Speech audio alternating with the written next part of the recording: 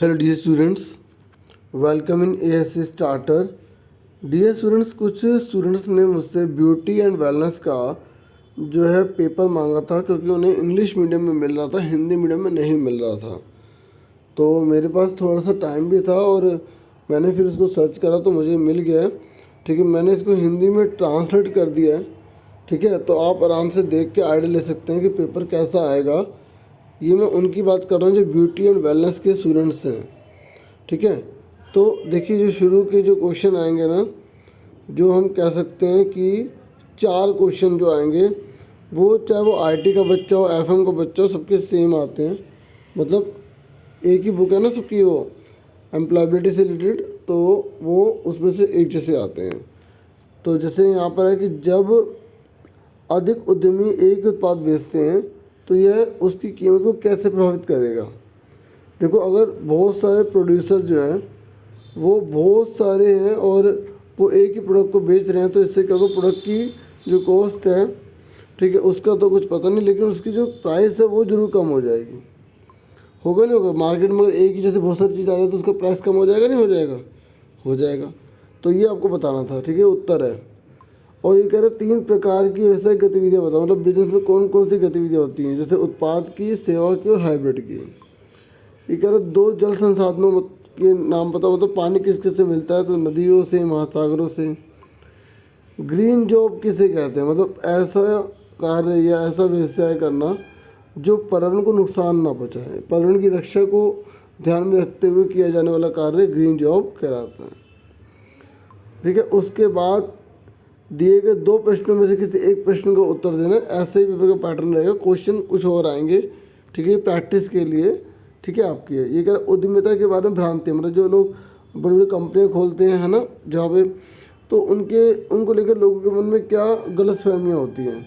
जैसे कुछ लोग ये सोचते हैं कि ये जो उद्योग होते हैं ये केवल विशेषज्ञ ही खोल सकते हैं, इसके लिए बहुत ज़्यादा धन चाहिए होता है।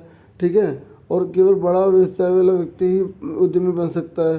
ठीक है, उद्यमी, सबसे बड़ी बात, कुछ लोग सोचते हैं कि उद्यमी पैदा होते बनते नहीं हैं। तो ये कुछ पहलू हैं। ठीक है, तो एक क्वेश्चन है कि सतत पोषणीय विकास के बारे में बताओ। देखो, सतत पोषणीय विकास का मतलब होता है पर्यावरण को बिना नुकसान पहुँचाए संसाधनों का अच्छे ढंग से प्रयोग करना, मतलब आने वाली पीढ़ी और वर्तमान पीढ़ी के हितों की रक्षा करना। ठीक है, जैसे आप क्या कर सकते हो, आप सतत पोषण विकास के लिए आप पेड़ लगा सकते हैं। ठीक है, पर्यावरण के अनुकूल बायोडिग्रेडेबल सामग्री का उपयोग कर सकते हैं। इस तरीके से ये बहुत सारे पॉइंट्स हैं जो हम सतत पोषण विकास के लिए कर सकते हैं।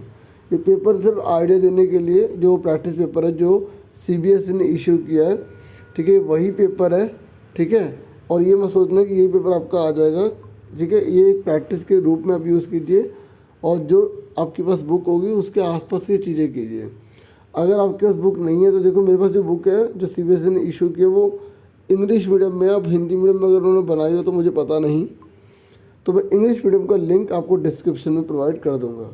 तो जैसे अब ये है कि मेकअप में फेस पाउडर लगाने के लिए जिस टूल की ज़रूरत होती है उसके नेम क्या, तो अभी मेकअप वाले तो वो जाने कि कौन कौन सी चीज़ें रखती हैं। ठीक है, तो आपको दिखा रहा हूँ खाली। ठीक है, ये आपको खुद ही करना पड़ेगा। जैसे कंसीलर क्या है, तो कंसीलर डार्क सर्कल्स या स्पॉट्स या मार्क्स को छुपाना होता है। ठीक है, अभी मेकअप से रिलेटेड है ना, तो मुझे इसके बारे में इतना नहीं पता। ठीक है, बस मुझे कुछ बच्चों ने कहा था तो मैंने उसे ट्रांसलेट कर दिया ताकि एक आइडिया ले सके, और हालांकि ये चीज़ उन्हें पहले करनी चाहिए। ठीक है, बाकी कोई बात नहीं, रिवीजन के तौर पर आप देख सकते हैं। ठीक है, तो अभी आप आराम से देखो, और देखो जो लास्ट में जो क्वेश्चन आते हैं ना, वो एक तरह से केस बेस्ड होते हैं। आपकी स्किल को देखा जाता है, कहानी दी जाती है, फिर उसी के बेस पर जो है ना क्वेश्चन पूछे जाते हैं। मेरी बात आप समझ रहे हैं ना, उसी के बेस पर, जैसे पूरी कहानी लिख दी तो फिर इसने पूछ लिया कि ब्यूटी सैलून का लक्ष्य क्या है। ठीक है, अब आपको इसी के बेस पर अपने आप बताना है। ठीक है, अब ठीक है, और ऐसे ही और जो क्वेश्चन है ये बताने हैं। ठीक है,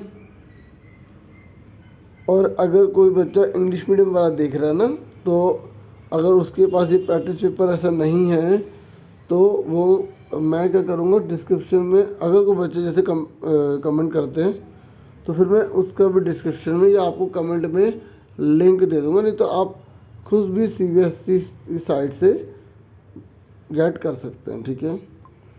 ओके, तो होप ये वीडियो आपके लिए हेल्पफुल होगी। Thank you for watching and listening carefully. आप चाहें तो वीडियो को लाइक कर सकते हैं, ठीक है। आप चाहें तो चैनल को सब्सक्राइब कर सकते हैं। मैं आपसे रिलेटेड जो भी 10th क्लास से रिलेटेड है, जो आपके बोर्ड एग्ज़ाम में, उसके रिगार्डिंग में बहुत सारी वीडियोस आपके लिए बनाऊंगा, ठीक है। बस आपका मुझे क्या चाहिए, कॉपरेशन चाहिए, आप मुझे सपोर्ट कीजिए और मुझे मोटिवेट कीजिए कि मैं आपके लिए नई प्यारी प्यारी वीडियो लेकर आता रहूँ। Thank you for watching and listening carefully. Take care yourself, dear students, and all the best for your exam.